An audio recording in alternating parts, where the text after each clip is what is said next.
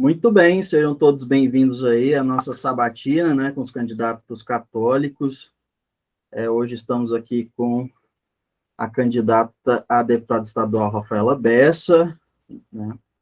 Seja muito bem-vinda, obrigado aí pelo seu sim, né, por aceitar essa conversa conosco, né? Eu que agradeço, professor. Antes da gente começar, eu queria falar um pouco do meu apostolado. O Emanuel, ele vai falar um pouco dele, aí a fala é toda sua, tá? Ok. Muito bem. A Confraria Sede Sapiência é um apostolado de leigos, cujo o objetivo é um apostolado pautado em três pilares fundamentais: a oração, o estudo e a atividade pastoral, né? Então, basicamente, a gente quer ser esse braço de apoio para a igreja na formação humana em todos esses aspectos, né? Então, quem quiser conhecer nosso apostolado, basta procurar aí nas redes sociais Confraria Sede Sapiência, né? E pode também conhecer a nossa sede ali na Vila Maria José, próximo ao Flamboyant. Certo. A Unijuc, né, a União dos Juristas Católicos de Goiás, é uma associação de fiéis, né? Associação civil também. Então, ela é uma associação canônica e civil de fiéis. E a nossa intenção é justamente levar, né, esses valores católicos, esses princípios católicos para esse meio jurídico que às vezes é tão difícil, né, tão complicado. E não só para o meio, mas também para tudo que está em volta, né? Então, para o meio jurídico, diretamente, então, gabinetes de juízes, promotores, advogados, delegados, assessores, como também para o legislativo, executivo. Então, no final das contas, é uma associação que tem uma visão muito do mundo, né? Ela trabalha muito no mundo, justamente o que o leigo bastante tem que fazer, que é a questão ordinária do leigo. Então, é isso que a gente faz, existem outras uniões de juristas de outros estados também. Nós somos de Goiás, existe do Rio de Janeiro, de São Paulo, Santa Catarina, né, Sergipe, tem várias por aí. E nós estamos aqui tentando fazer esse trabalho que é meio árduo, mas que a gente está aí. Estamos também nas redes sociais, né, no YouTube, Instagram, e todos estão convidados lá a conhecer a gente. Mas, no mais, agora a ideia é que a senhora fale aí, né? A gente vai bater um papo aqui um pouquinho sobre alguns temas, algumas questões que são mais voltadas ao público católico, que são de interesse do público católico. E justamente esses princípios que eu estava falando, esses valores que eu estava falando, são tão caros para a gente, né? Então, sim, antes de qualquer coisa, eu queria que a senhora fizesse aí uma apresentação, né, sua, dizendo um pouco da sua atuação política, também do seu testemunho de fé, né? O que já fez com relação a isso e tudo mais, para depois a gente entrar realmente nesses temas. Ok. Primeiramente, quero agradecer o convite. Acho extremamente importante essa oportunidade de nós podermos nos apresentar para o público pelo qual a gente foi convocado a representar. É uma pergunta que eu tenho feito muito para os católicos. Vocês querem que o político católico faça política onde? No bar? Na rua? Eu creio que tem que ser para nós, na igreja, nesses movimentos sensacionais que vocês, por exemplo, estão aqui representando, doutor Manuel e o professor Gustavo. Eu sou a Rafaela Bessa, de nascimento eu sou brasiliense, me mudei para Goiânia em 1994, onde eu me encontrei com o movimento da renovação carismática no Jardim Guanabara, que foi a nascente de um tripé setorial que me acolhe aqui em Goiânia. Então, eu sempre fui católica praticante de berço. Eu não gosto do termo praticante, porque para mim, quando se é, é.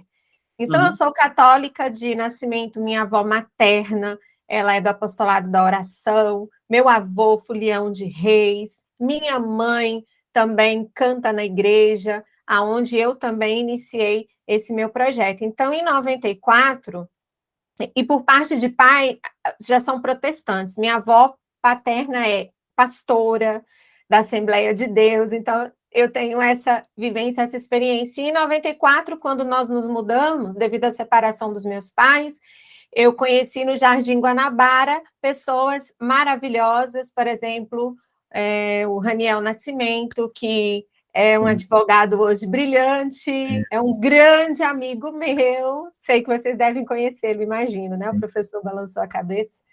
E ele me apresentou para o Exército de Deus, um grupo de orações, Jesus Bom Pastor, e lá a minha jornada começou. Aos 14 anos, eu me apaixonei por Jesus no movimento da renovação carismática, eu vivi uma experiência de fé profunda, e eu servi através do Ministério da Música, do Louvor, e fui crescendo de acordo com o meu ciclo de vida.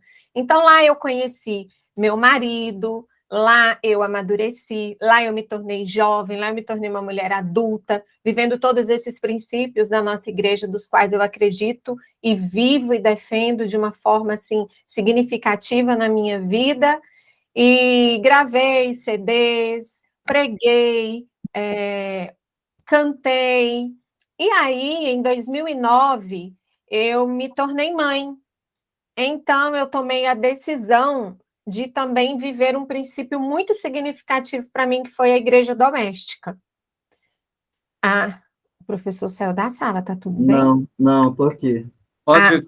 A câmera Tá bom. deu. Então, de 94 até 2009, eu servi assim ininterruptamente, evangelizando por meio da música e por meio da pregação no movimento da renovação carismática.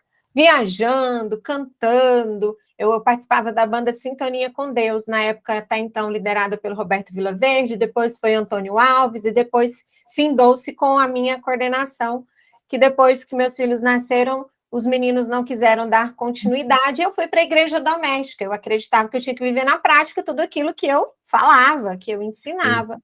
Então, eu deixei de assumir compromissos de agenda numa quantidade maior na igreja, decidi continuar cantando na missa, e também voltei para casa para formar meus filhos. Eu consegui levar essa tripla jornada até 2014, quando eles foram para a escola, e aí eu senti que eu precisava, além de quantidade, de qualidade também em casa. Essa foi a minha tomada de decisão. O sacramento do matrimônio é algo muito importante. Eu já sou casada há 18 anos com Leonardo Bessa. Formação acadêmica, porque eu sempre optei trabalhar, eu nunca quis depender financeiramente e monetizar o meu evangelho, né? O meu exercício da evangelização. Eu quis sempre ter essa autonomia para não ser refém e deixar de estar em lugares que eu acreditava que Deus gostaria que eu estivesse por uma questão financeira. Então, eu sempre trabalhei fora, dentro daquilo que eu podia, e aí o meu marido também provendo o lar, nos ajudando nesse processo da evangelização. E isso aconteceu, logo eu também melhorei academicamente falando. Então, assim, doutor Manuel, eu sinto a sua dor, eu também sou bacharel em Direito, compreendo perfeitamente esse processo, essa vivência, né, desse processo do cristão nesta área. Parte da minha carreira eu não sou advogada, mas eu trabalhei em cartórios extrajudiciais por ser bacharel em Direito, não ser um fato obrigatório, mas era um pré-requisito desejado nas instituições das quais eu estive. Sou também especialista em gestão de pessoas, meu MBA é nessa área, eu desenvolvo liderança, gestão de pessoas e outros cursos de extensões que me fazem também ter essa autoridade no mercado de trabalho e desenvolvo mulheres, um trabalho social que eu acredito que eu faço, aonde eu levo a minha dor transformada em solução para nós não abandonarmos a nossa família, para nós não abandonarmos o matrimônio, para nós não abandonarmos a nossa essência por coisas que talvez, por uma falta de direcionamento bíblico, cristão, doutrinário, a gente se perde no meio do processo e acaba perdendo a família. Essa é um pouco da Rafaela. Muito bem. Então, irmã, eu queria saber agora se você já teve alguma participação, algum envolvimento direto com política, e se não, o que te motivou a encarar esse desafio? Nunca tive. Indiretamente eu tive bastante. Meus pais são líderes comunitários, sempre estiveram envolvidos na política, mas nunca viveram a questão da busca do mandato. Mas são líderes comunitários, acreditam muito na força da política em prol do bairro, em prol do social. Minha avó já foi candidata a vereadora, então eu até pedi perdão para Deus, porque eu percebi que eu estava muito omissa nesse processo tão importante para a sociedade. Eu estava decidindo não querer me envolver, e confesso para você que nem sabia por quê, depois de ver o quão importante, principalmente com a vinda dos meus filhos. Então, eu nunca me envolvi diretamente com política, nunca me candidatei. Esta é a primeira vez. Achei até a proposta muito audaciosa, porque de onde eu venho, a gente começa assim, estagiária, auxiliar, a gente tem um plano de carreira. E também não posso tapar os ouvidos para uma pessoa experiente, que foi o deputado que me fez o convite, que daqui a pouco a gente pode explicar isso melhor. E o que me fez aceitar o convite que o deputado Francisco Júnior me fez? Primeiro, o reconhecimento, porque ele disse que o meu nome foi indicado pela força do trabalho que a gente já faz missionário, com as mulheres e também o corporativo. Segundo, eu sinto que foi resposta de Deus para uma indignação interna. Eu acredito que quando o cristão está indignado e ele é orante, ele não pode ficar só no campo da reclamação. Ele tem que orar e partir para a ação. Perfeito. Eu desenvolvo um trabalho com mulheres online, um devocional, que já está indo para o 3º ano. Ele nasceu um mês antes da pandemia. E lá o que eu ensino? Ler, meditar e praticar a Bíblia e os nossos princípios católicos para elas ativarem e devolver a serviço à comunidade os dons. Então, nós temos mulheres do Brasil e fora também que vivem com a gente. Nós somos mais ou menos 100 mulheres nessa didática. E por que eu estou dizendo isso? Porque eu estimulo isso. Não adianta indignar, reclamar, murmurar e não transformar isso em um projeto ativo, positivo, que coloque a gente a serviço do anúncio da Boa Nova, que é o ID que Jesus nos deu no Evangelho, ID anunciar o mundo para toda criatura, em nome do Pai, do Filho e do Espírito Santo.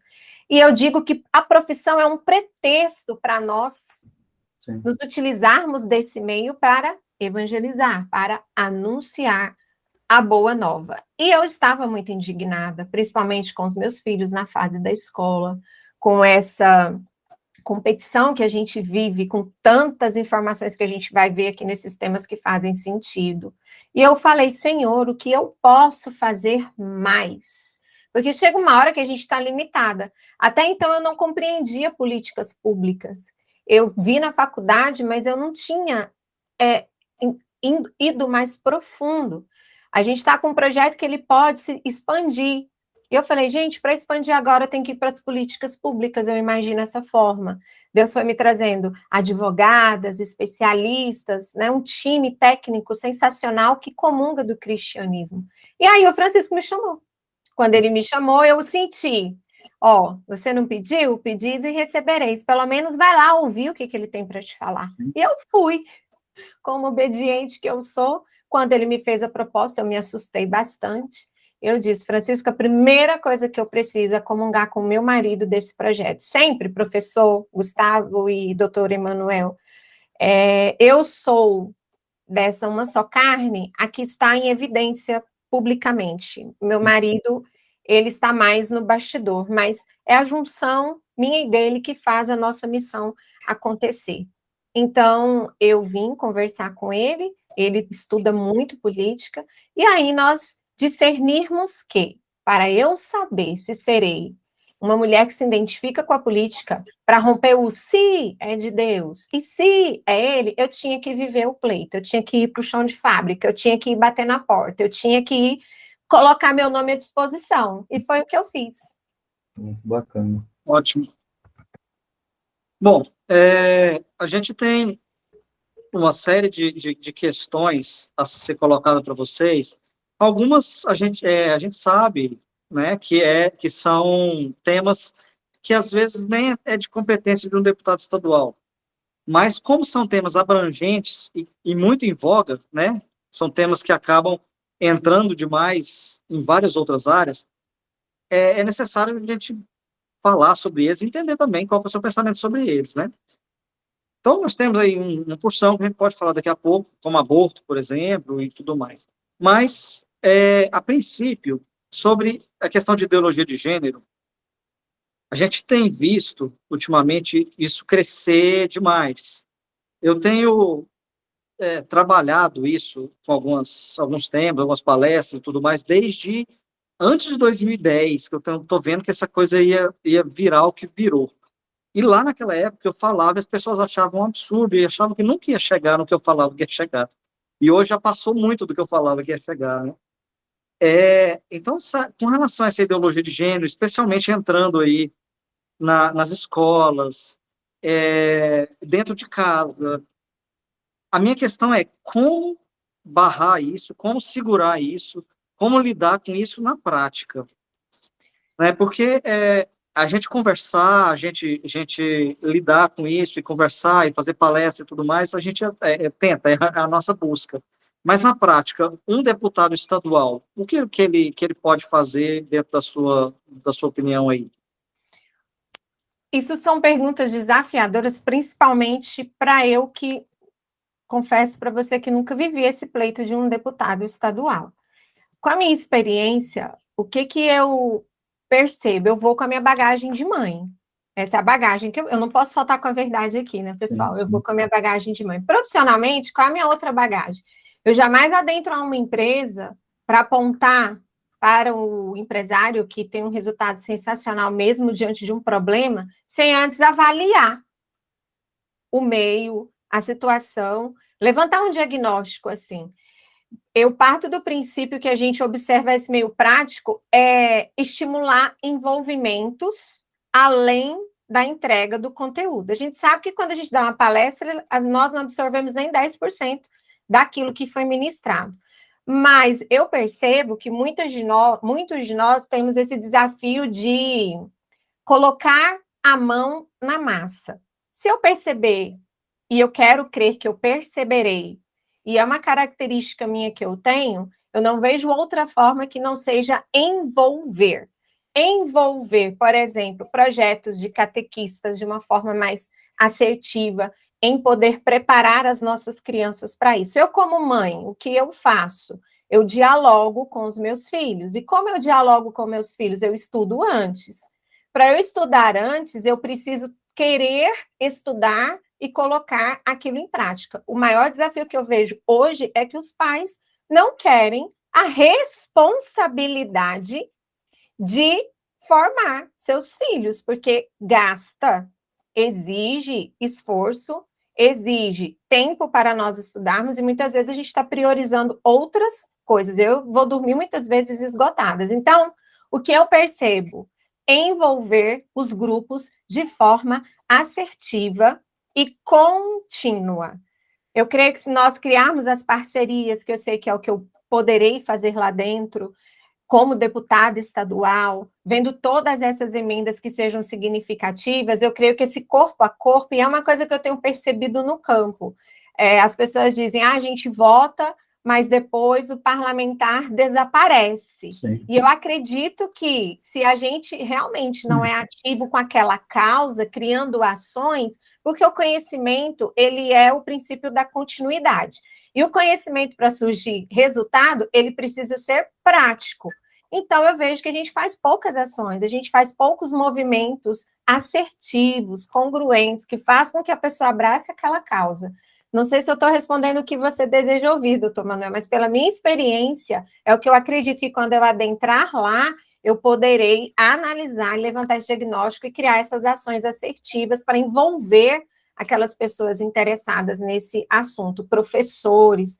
Eu parto muito do princípio do cristão preparado tecnicamente também, mais pedagogos envolvidos nos projetos. Por exemplo, na catequese, os voluntários, pelo menos onde eu vejo, o que tem a ver? Tem muita coisa a ver. Lá eles podem perceber muitas coisas. Eu formo uma catequista, por exemplo, que eu desperto nela essa atenção de que se ela vê algo assim, ela levar uma forma para os pais perceberem.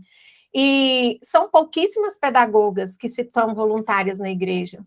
São pouquíssimas psicólogas. Aliás, a gente nem convoca essas pessoas. Olha, quem é uma pedagoga? Quem é uma psicóloga que queira formar com a gente esse projeto? Eu sinto falta disso também. Eu penso assim. É que a gente tem, a questão é que a gente tem toda uma estrutura montada, né? Legal. Deixa eu fazer só mais uma observação para eu não esquecer. Eu acredito que a gente tem que aumentar o time desses militantes nossos dessa causa. Talvez a gente também esteja perdendo em números, porque talvez esse outro, né, que defende isso, tem um número maior de militantes e a gente está sentado sem militar da forma certa, né? Pode falar. Mas será que, a questão é, será que é só a militância? Porque hoje já existe toda uma estrutura montada e que o professor, muitas vezes, no caso do Estado, ou mesmo no município, ele entra na sala de aula já com aí nós vamos para o âmbito federal, mas que envolve também toda a estrutura educacional, a gente vai com uma estrutura toda montada em que o professor ele está engessado. Ele não tem como montar a estrutura. Hierarquicamente, ele é refém. Na verdade, hoje o professor ele tem as aulas dele praticamente prontas, né? Lá na BNCC, né? Na BNCC. Então, ele não pode fugir daquilo ali, a não ser que ele lance uma coisa no diário e faça outra dentro de sala de aula, tá? Agora, do contrário, ele não pode. E ali já existe toda uma estrutura montada. Sim. E eu vejo que a forma de combater isso, hoje, já não é mais uma militância só. A militância fica mais embaixo. Mas, com vocês que vão estar à frente no parlamento, é preciso ter outras iniciativas mais fortes. Talvez nós termos um número maior lá, né? Eu acredito nisso. Também. Porque também, se a gente não é um número maior lá, eu acredito mas, assim, que... Não? Mas, assim, irmã, pela experiência prática que eu tive na política, a gente tem que comprar as brigas certas. Eu acho que esse é o ponto, sabe? Assim, é claro que a gente não pode ficar caçando briga à toa, porque a gente não vai conseguir articular com os nossos pares. Mas existem questões que não podem passar, né? Ou que a gente não pode abrir mão de realmente brigar por elas, né? E só pegando o gancho, né? Quando a gente fala sobre isso, você puxou a questão da educação, né? E eu já vou puxar para essa pauta porque eu sou professor, né?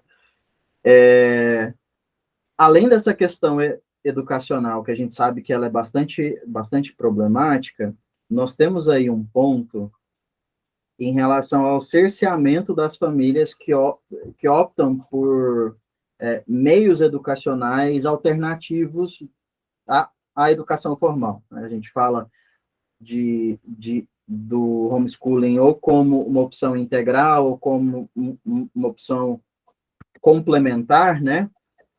E aí, nesse sentido, né, qual que é a sua proposta para ajudar essas famílias a terem, de fato, essa liberdade que deveria ser respeitada, porque é um direito constitucional, né?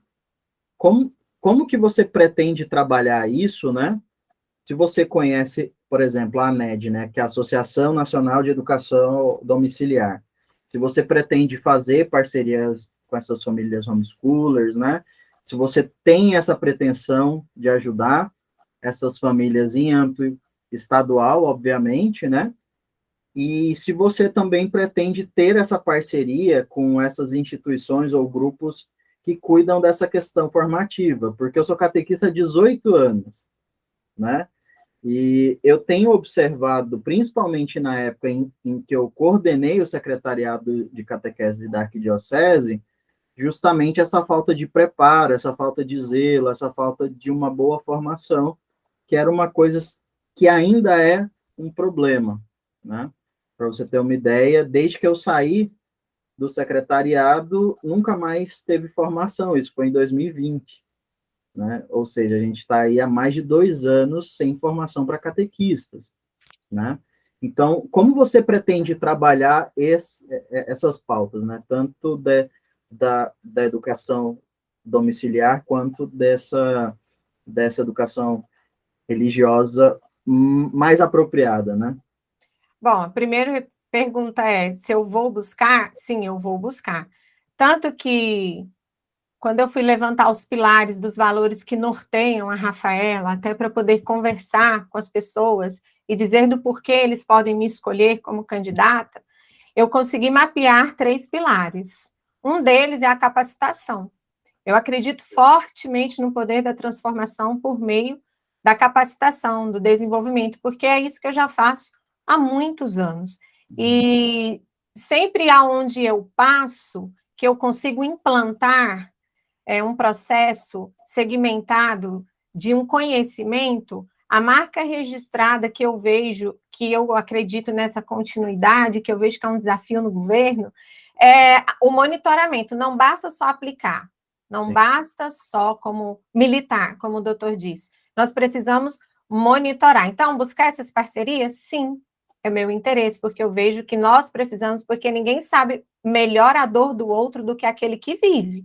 Então, fazer uma pesquisa nos bairros, fazer uma pesquisa com os grupos de catequeses, fazer uma pesquisa de campo para compreender as maiores dores, para criar um plano de ação assertivo e com princípio de continuidade, sim, é a minha ideia, porque eu acredito e eu faço isso aqui na minha casa.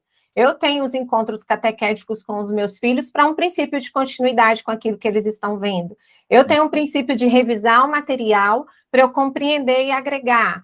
Eu sempre mando perguntinhas para a catequista, por quê? Porque é uma forma que eu vejo ativa, como mãe, de contribuir no processo. E se nós levarmos essas ações, com certeza, para a comunidade, criando essas parcerias, criando essa questão da continuidade desse ensino domiciliar, eu acredito, professor, eu acredito fortemente que é possível. Mas a gente tem que sair mesmo desse campo e ouvir como eles podem fazer, porque também um grande desafio é esse. A gente, às vezes, quer o método GA, né, goela abaixo, de dizer para a pessoa que é o jeito que você imagina, a pessoa não tem nenhuma facilidade de discernir aquele conteúdo e aplicar na prática.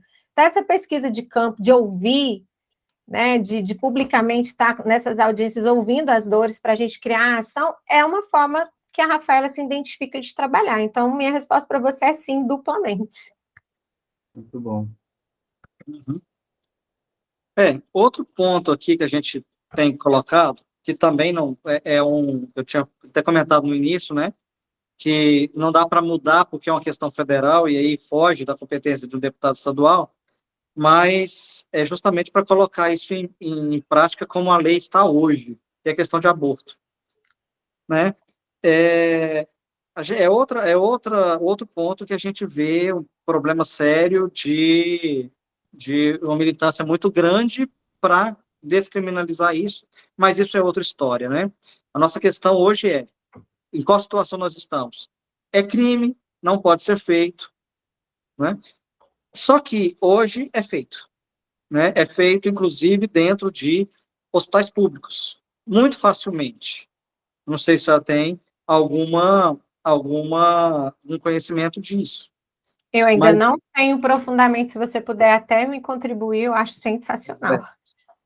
isso existe, isso é muito complicado de lidar com isso, porque, é claro, por ser crime é feito debaixo dos panos, a gente já correu atrás muito disso, e é bem difícil lidar com essa situação. Mas a questão é a seguinte, é como lidar com isso em âmbito estadual.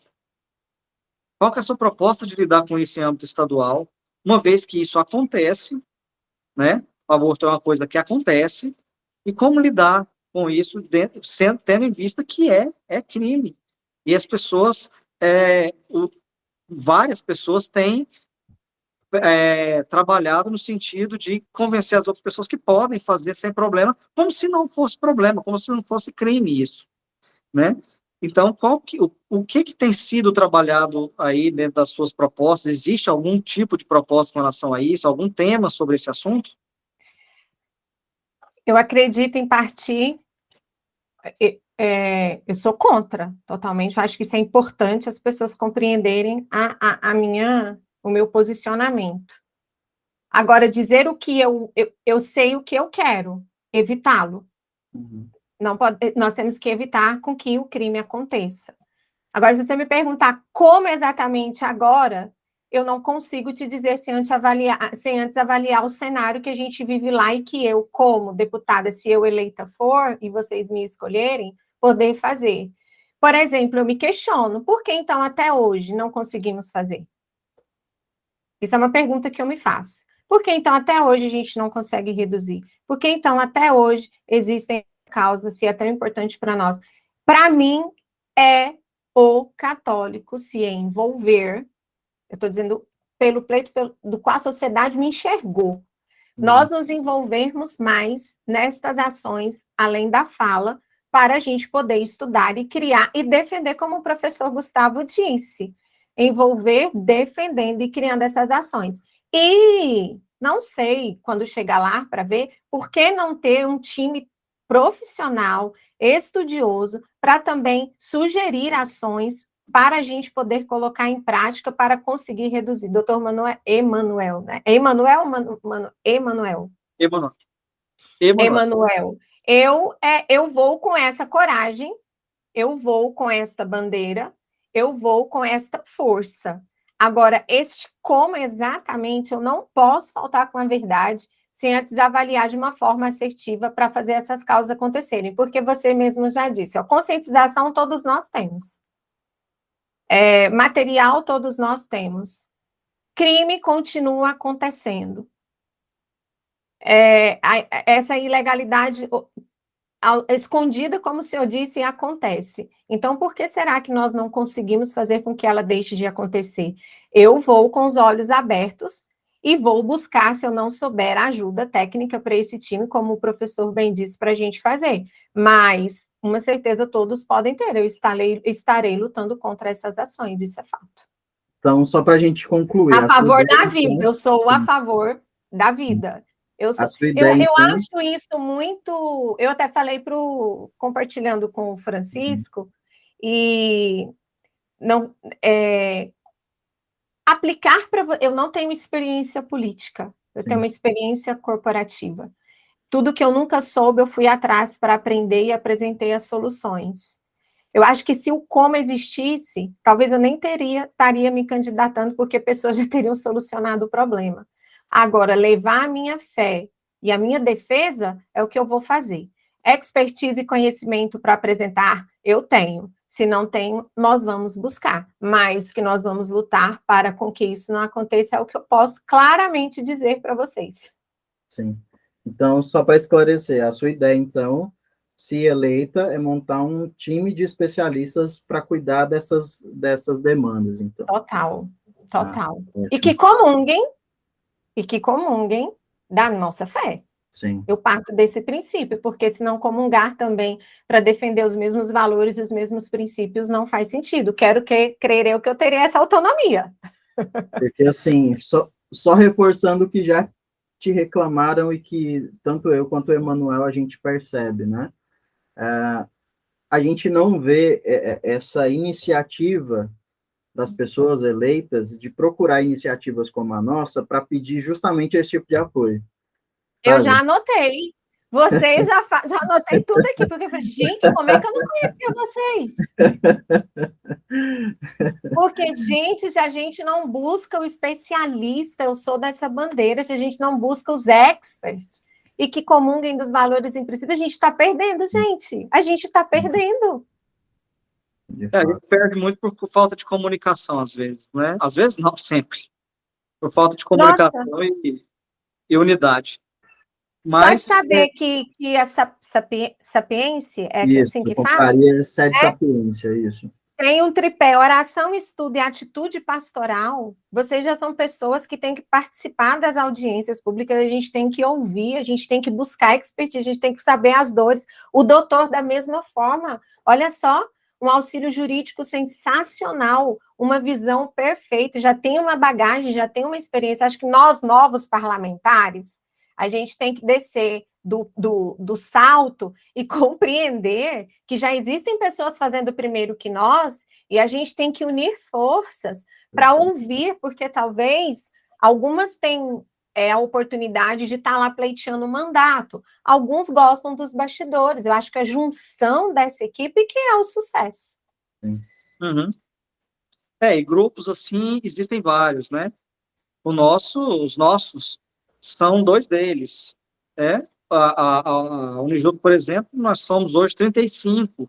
Entre todo quanto é gente, não temos só advogados, né? Temos tudo. Dentro da Unijup tem tudo. Tem advogados, tem assessores, tem promotores, tem procuradores, tem juízes, tem todo mundo, né? Então, existe toda uma bagagem, se eu posso falar pela Unijup, existe toda uma bagagem. Junto ao Gustavo, existe toda uma bagagem também doutrinária para ajudar nessa situação, e tantos outros grupos existem em Goiânia, que a gente tem acesso e outros nem tanto, mas existem, e para todo lado também existem, né? E às vezes a gente sente falta disso depois, no depois, né? Porque nesse momento é muito sim, é muito fácil, né? A verdade é essa. Vamos fazer um desabafo aqui. A verdade é essa, que muitas vezes é muito simples nesse momento eleitoral buscar esses grupos. E depois, se encastelar também é muito simples, também é muito fácil, né? Se encastelar atrás, se usar vários e vários assessores como peito de aço e não deixar ninguém chegar perto. Sim. Então é muito simples também. Depois, na próxima eleição, é a mesma coisa. Então, existem muitos e muitos grupos com várias experiências de diversas situações, né? Se você conversar, por exemplo, com os vicentinos, por exemplo, bastante conhecidos, eles têm um conhecimento da situação social no ambiente em que eles trabalham, que Isso, é as estatísticas, incrível. os números, todas as ações, né? É incrível, incrível. E eu não vejo ninguém procurar isso, né? Então, tem todos esses problemas. Isso daí... Então, eu vou formular a minha resposta até justificando do seguinte: no meio corporativo, quando a gente vive o processo de sucessão, vocês devem saber muito bem, o que um novo gestor, o CEO, faz? Ele faz esse processo de análise do perímetro da situação, ele vê do time que está fazendo sucesso e também vai trazer a bagagem dele, reúne os experts e cria ali o seu conselho para ele poder dar continuidade e alcançar o resultado. Então, eu vou reformular minha resposta. Eu vou buscar a ajuda das áreas que são conhecedoras do processo, ouvir para a gente criar as ações, doutor e professor. É assim que a Rafaela funciona, tá? Eu funciono assim. Muito porque bom. Eu lembro, por exemplo, do Emanuel comentar, como eles são juristas, então eles têm uma facilidade muito grande de redigir projeto de lei, né? Pois é. Então, ele já comentou comigo que eles entregaram para os parlamentares projetos de leis prontos. Assim, ó, toma aqui, ó, bota lá na baila. Não pegavam. Ou não quiseram, né? Tipo assim, vamos ver depois, né? E a coisa fica parada. Então, assim, com uma facilidade dessa, né? Esforço, capacidade sendo desperdiçada, né? E isso é bem triste, né? Porque eu conheço o Emanuel já há muitos anos, né? Conheço muita gente lá da Unijup, sei que são pessoas assim com uma capacidade muito acima da média, né? A gente já comprou briga juntos, inclusive, né, Emanuel? Já. Muitas, inclusive, né? E assim, a gente sabe essa dificuldade de reunir os católicos em prol dessas brigas justas, né? Eu vou dar só um exemplo. Mas os católicos parlamentares ou os católicos leigos? No geral, né?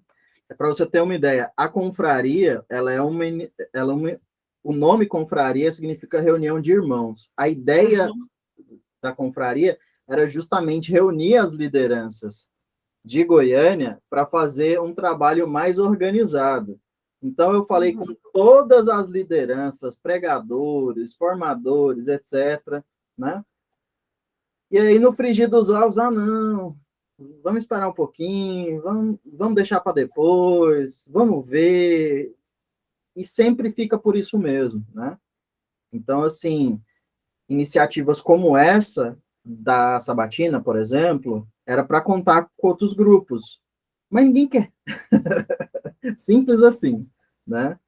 Então, mas a gente insiste porque a gente sabe que esse desabafo, esse diálogo honesto é muito importante para vocês que estão pleiteando cargos públicos terem a consciência do quanto isso dói para a gente, de não ter essa contrapartida, né? A gente vai lá, não, ó, fulano é bom, fala bem, capacitado, tem essa coragem de comprar essas brigas, mas essa contrapartida, ela geralmente ela não acontece, e quando acontece é de uma forma extremamente tímida, sabe?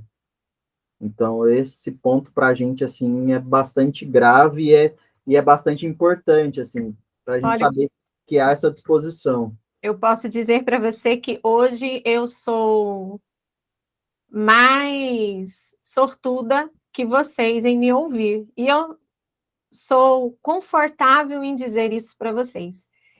Eu estou muito contente em ter conhecido vocês e saber que existe isso, porque é uma das dores da gente mesmo, da área do RH, envolver as pessoas e, às vezes, convencer empresários de que a gente precisa trazer especialistas para o pleito e não só o empírico, não só o feeling, não só eu acho e vivi a vida inteira fazendo assim.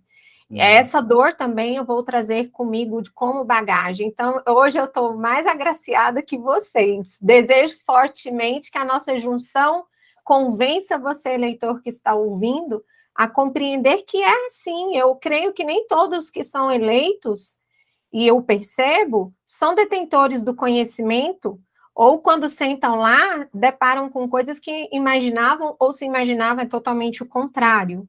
Então, eu creio que essa força externa, ela vai ajudar, que foi o que eu fiz quando me convidaram para candidata. Eu falei, gente, eu tenho que formar um time, eu não sei nada disso, eu tenho que buscar, no mínimo, pessoas que já viveram isso, que eu posso confiar. E foi o que eu fiz, pequenininho, mas foi uma atitude que comprova o meu jeito de ser.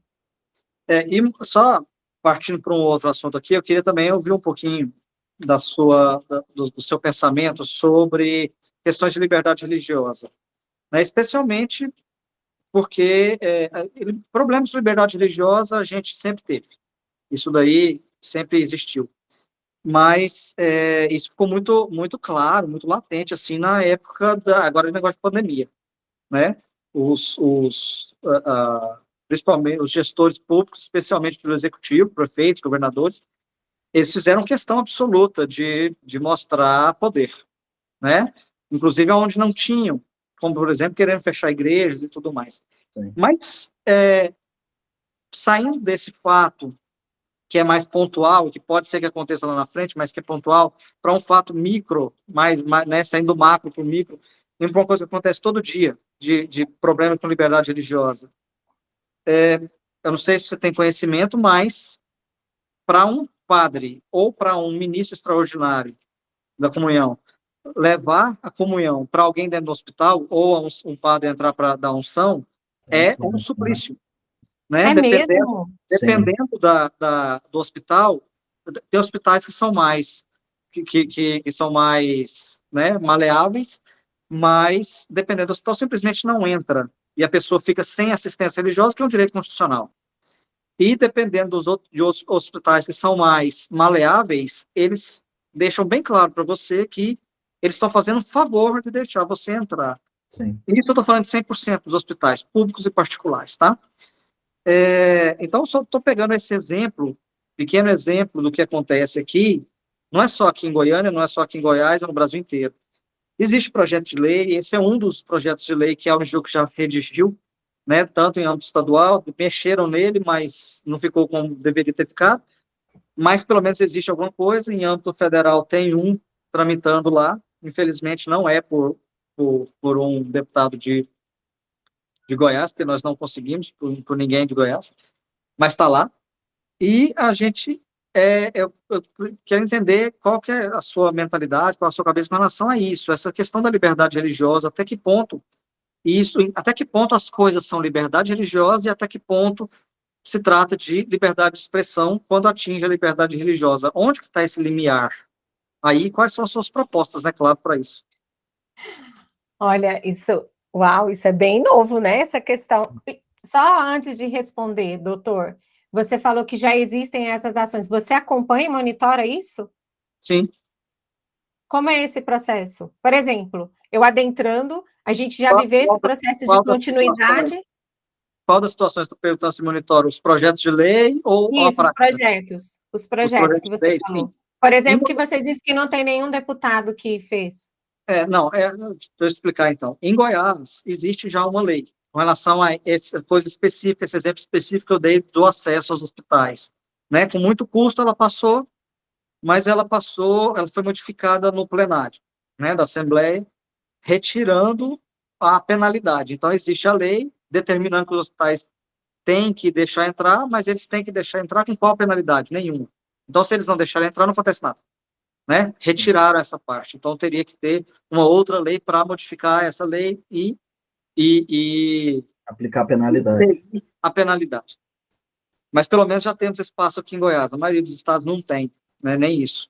E existe uma tramitando uma lei federal, tramitando ainda, isso é projeto de lei, né? Que foi protocolado há 2 anos, que foi iniciativa nossa aqui, da Unijuc aqui de Goiás, mas que nenhum dos deputados federais, católicos ou não, porque nós fomos atrás de todos, nenhum quis protocolar e nós fomos atrás de outros, fora, né, daqui. E nós conseguimos que outra pessoa, outro deputado, protocolasse isso e terminar o projeto de lei hoje. Mas isso daí vai demorar, projeto de lei federal demora anos, né, para a coisa andar. E a gente precisa de algo mais imediato. Mas eu estou falando isso é só um exemplo. Existem outros tantos exemplos. Então, isso eu quero perguntar, pela sua experiência, até para eu já aproveitar, assim, aonde isso impacta de forma mais negativa? Existem tantos outros exemplos. Existem exemplos, por exemplo, né? Por exemplo, de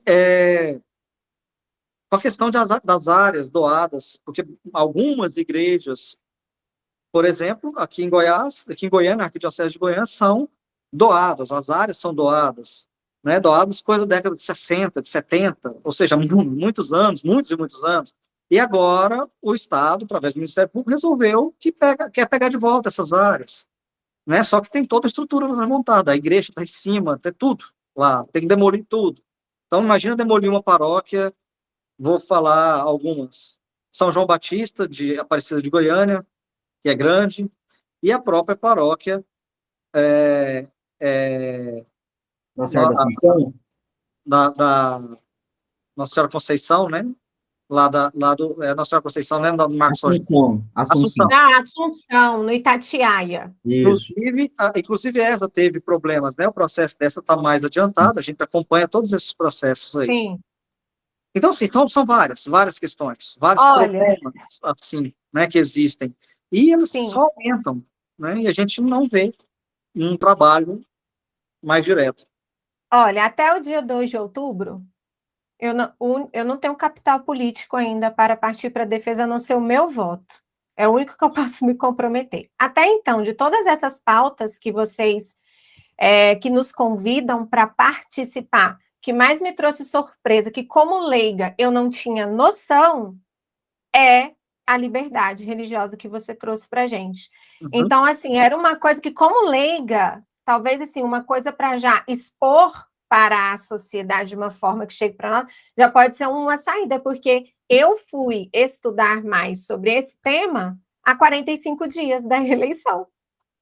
Como leiga, eu não tinha essa consciência, não sabia dessas dores, não sabia desses desafios, a não ser aquilo que eu já estudei na doutrina social da igreja, que também era um documento que, para minha surpresa, eu já sabia, porque eu tive uma oportunidade de trabalhar em um projeto do qual eu tive que estudar.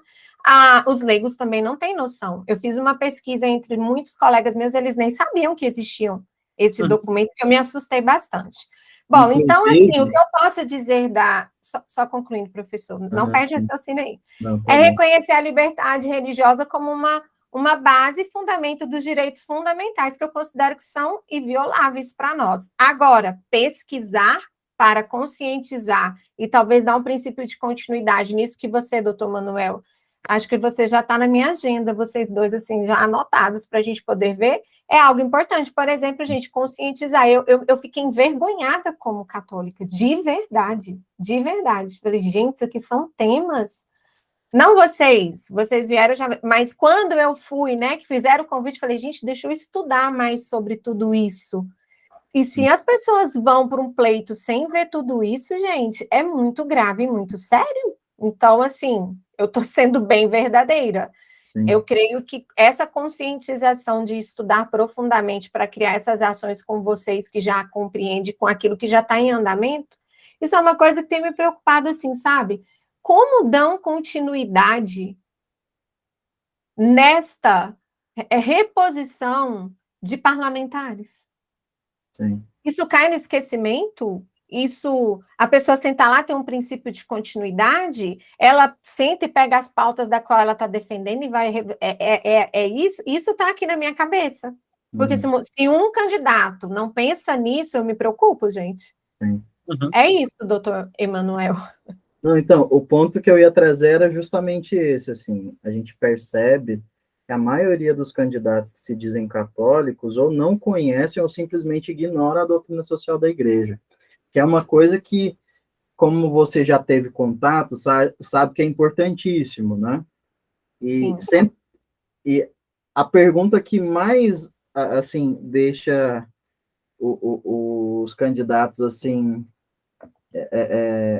atrapalhados é quando a gente pergunta assim, onde eu encontro dentro da sua proposta, né, ou dentro das suas propostas, elementos concretos da doutrina social da igreja, né? Sempre que a gente pergunta isso, eles ficam, então, é o bem comum, né?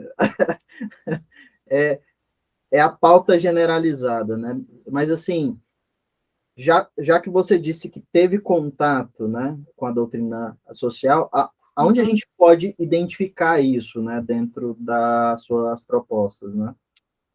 Como eu tinha dito antes dos 3 pilares, terceiro que eu falei que é a capacitação, o segundo é a qualidade de vida, porque eu até anoto aqui que eu gosto de estudar, eu anoto para justamente a gente compreender o que estou dedicando tempo, seriedade no projeto, não estou vindo de qualquer forma, né? Então, por exemplo, os 4 princípios que a gente aprende na doutrina social, que para mim foi fantástico quando eu tive o contato, que eu nunca tinha aprendido na catequese, que eu nunca tinha aprendido na formação da RCC, que eu nunca tinha aprendido nem no movimento que eu fiz lá, não sei o que, do verão, uma vez que eu trabalhava numa livraria, eu vi, né, que a dignidade da pessoa humana, o bem comum, que é o mais conhecido, né, que é o segundo, mas a gente vê que a dignidade é uma daquelas principal para a gente poder perceber nisso.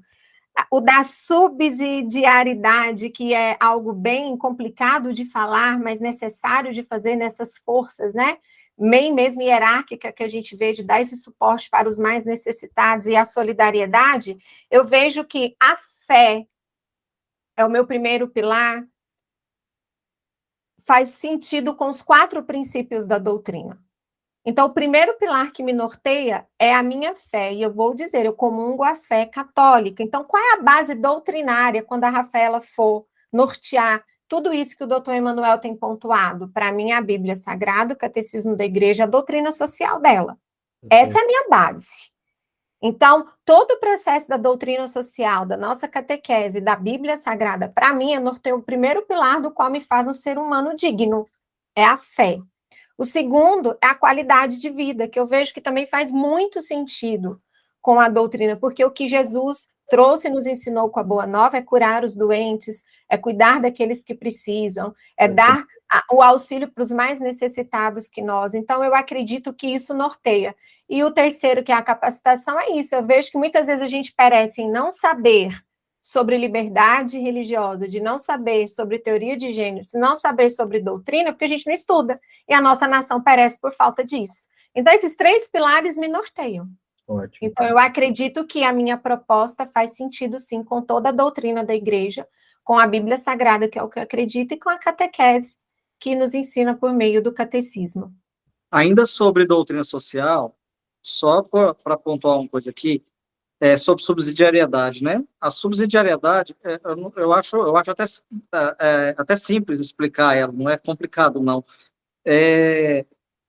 O que a instância inferior não dá conta de fazer, a superior faz. A superior faz. Basicamente é isso. Né? E o que me preocupa quando eu falo com candidatos, ou com políticos já eleitos, né? É justamente não compreender isso. porque... Eu já vou até anotar seu conceito, é bem claro mesmo. Instância inferior não faz, a superior tem que fazer, né, gente? Ou o contrário, né? O que a instância inferior dá conta de fazer, a superior não precisa fazer. Né? A superior só faz o que a inferior não dá conta de fazer. Então, o que pode ser feito nas famílias não precisa ir para grupos. O que é possível fazer nas pequenas comunidades locais não precisa ir para as grandes comunidades. Então, né? E assim deveria ser as coisas. Aqui no Brasil as coisas são meio invertidas, né? A gente começa sempre da parte de cima e vai esmagando por baixo. Então começa sempre do federal e vai descendo, esmagando todo mundo para baixo. Deveria ser o contrário, né? Deveria começar no município, na Câmara de Vereadores, e subindo. O que a Câmara de Vereadores não faz, a Assembleia Legislativa faz, a Assembleia Legislativa não faz, a Câmara Federal faz, e assim vai. Só que é o contrário que acontece. Mas isso me preocupa no sentido do seguinte, a maioria pensa em agir, né, fazendo essa parte de formação, de militância, vamos dizer assim, acho que militância não é a melhor palavra, mas de formação e de grupos, e de conversar e tudo mais, coisas que muitas vezes não é do parlamentar. Né? O parlamentar, essa coisa de formação, de vamos conversar, de vamos tentar resolver aqui, esses são os grupos menores, somos nós. São vocês, né? São vocês. O que nós não conseguimos fazer, e por isso que a gente leva essas demandas para vocês, candidatos, e leva essas demandas para vocês depois de eleitos, é justamente porque nós não damos conta, porque se a gente desse conta, a gente não precisava levar para vocês, né? Então, são essas questões que a gente bate de frente e a gente não tem força para conseguir fazer, para conseguir resolver. E o parlamentar vai ter, não porque ele fala mais alto, ele grita mais alto, ou porque ele impõe a presença dele, mas porque ele tem o poder do poder legislativo na mão, né? No Brasil, infelizmente, a gente é muito positivista e as coisas funcionam na base de promulgar leis, né? Então, enquanto a gente não mudar esse pensamento, ou pelo menos amenizar esse pensamento de positivismo, a gente precisa caminhar nele. Então, a gente precisa de parlamentares que, muitas vezes, enfrentem o sistema promulgando leis, propondo leis, ou retirando de pauta leis, né? Às vezes retirar leis é melhor até de colocar, né? Lei tem demais, tem lei demais. Tem que tirar algumas. Então, ou retirando coisas que estão atrapalhando. Sim. Então, nós temos resoluções e leis e tudo mais que bloqueiam a liberdade religiosa, bloqueiam a questão da educação nas escolas, que burocratiza tudo isso, que dificulta a fiscalização com relação ao aborto, com relação à ideologia de gênero, e todas essas pautas, né? Então, eu me preocupo muito com essa postura dos parlamentares, como um todo, de, muitas vezes, não perceber a autoridade que tem, o poder que tem, e não exercer. Porque quem tem o poder e a autoridade precisa exercer, porque se ele não exercer, não existe vácuo de poder. Alguém vai exercer. E alguém está exercendo em nosso nome contra nós. Né? Então, isso responde também o meu raciocínio, né? Minha reflexão de te perguntar. Então, por que a gente ainda nunca conseguiu fazer?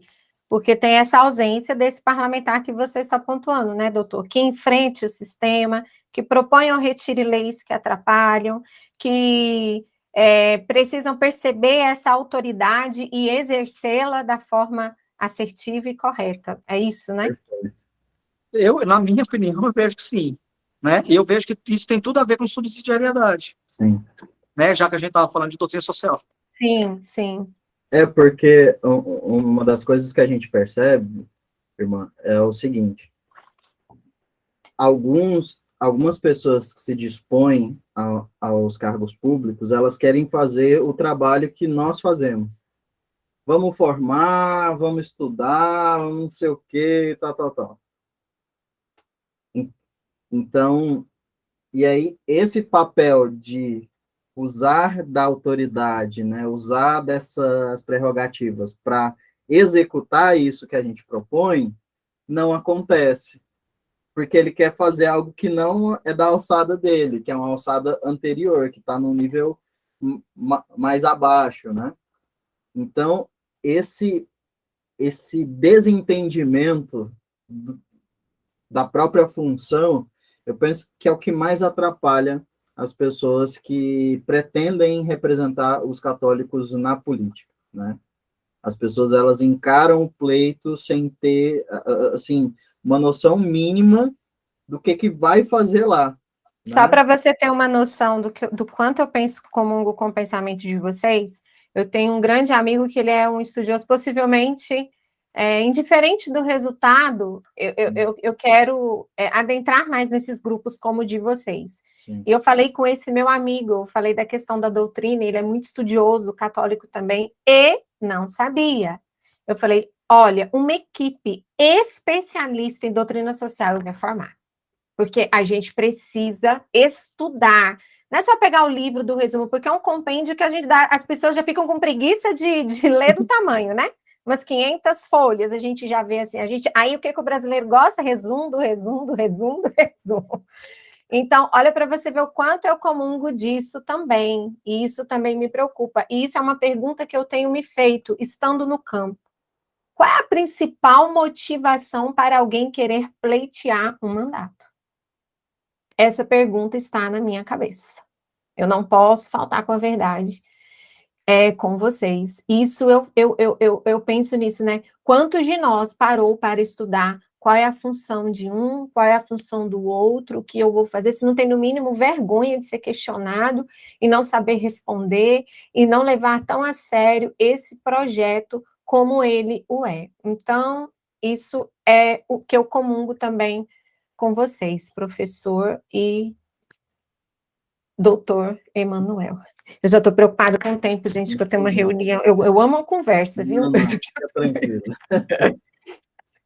Mas eu acho que é isso, né, Emanuel? Eu acho que a gente abordou o... Olha, eu parto do princípio que tudo que vocês pontuaram, eu comungo, como católica, com tudo, e enfrentar o sistema para nós vivermos da melhor forma isso.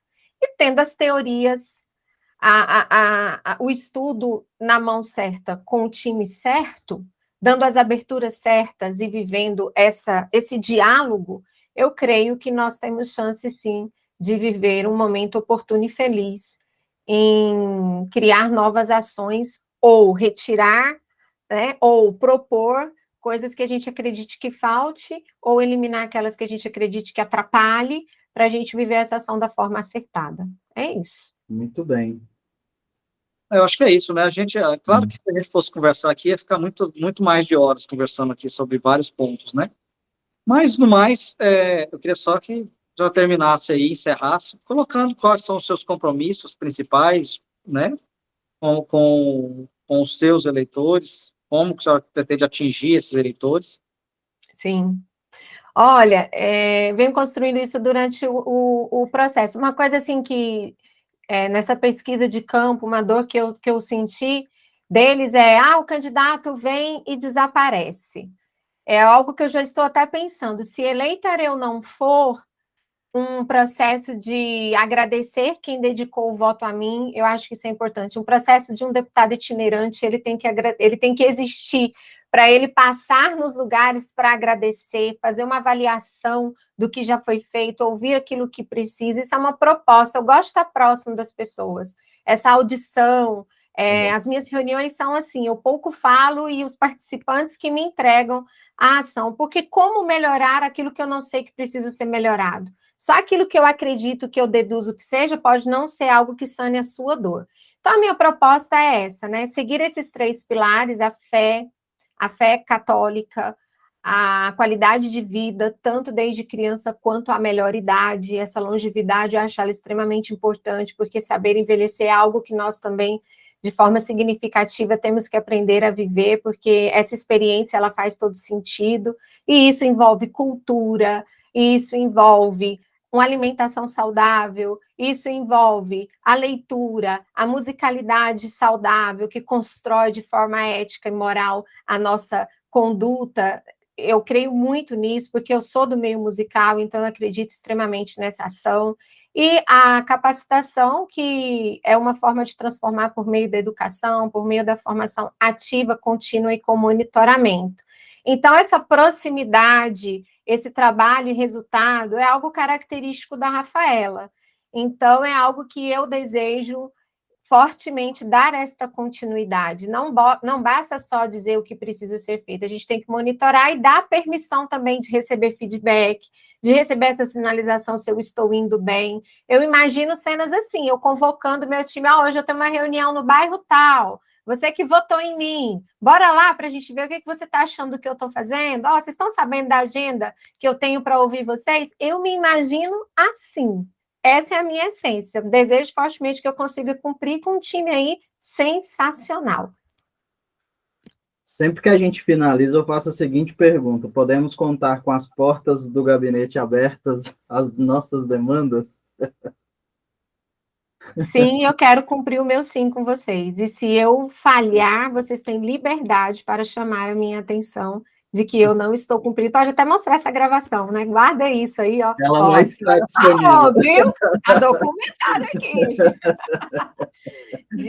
De cumprir o que eu falo. Mas eu não vejo por que não abrir. Não. Mas é bem difícil, viu? Eu não vejo por que não abrir. Eu quero ter essa oportunidade, sabe? Porque eu não acredito que um meio pode ser tão corruptível assim, ao ponto de transformar a caráter e a essência da pessoa nessa condição tão gritante assim. Sim. A gente queria te agradecer em nome da confraria pela disponibilidade, né? A gente sabe que essa reta final é bastante tumultuada, né? Agradecer aí pela atenção, pela gentileza, pelo cuidado, principalmente da sua equipe, né? Em nos procurar, enfim, e que você tenha sucesso, né? Bom êxito, né? E que Deus faça a vontade dele, né? Nessas próximas eleições. E, em todo caso, né? Contar com o nosso apoio e a nossa colaboração. Sim. Isso aí, que você... Então, é isso, né? E tenha muito êxito aí no seu pleito, nessa eleição aí daqui pouco mais de uma semana, e que a gente possa, caso aconteça essa eleição, a gente possa voltar a conversar dessa forma, e se não acontecer também, a gente possa encontrar aí para poder aprofundar nessas e outras eleições, né? Não é não? Sim, sim, eu tenho, eu tenho visto quanto eu já ganhei só de participar, quantas coisas eu não tinha conhecimento que agora eu tenho, quantas coisas que eu tive a oportunidade de estudar que eu não tinha, que talvez se eu não tivesse dito sim, eu não viveria, e pessoas como vocês, que se eu não estivesse vivendo aqui, com certeza eu não conheceria, então eu já ganhei muito também, e agora eu desejo ganhar os votos suficientes para ser eleita e cumprir o que eu estou falando. Obrigado, irmão. Deus abençoe. Amém. Até breve. Com Deus. Tchau, tchau. Eu que agradeço. Tchau, sucesso.